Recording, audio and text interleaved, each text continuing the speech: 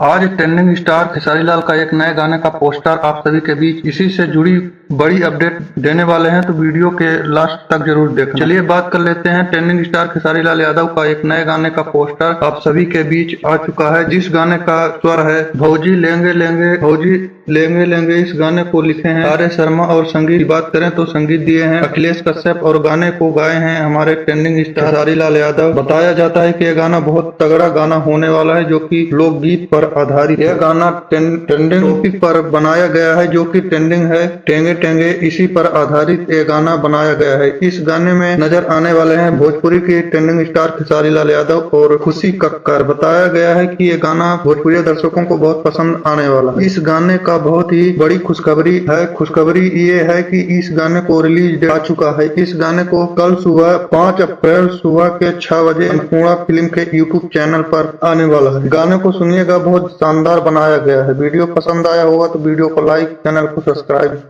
जरूर करें। धन्यवाद।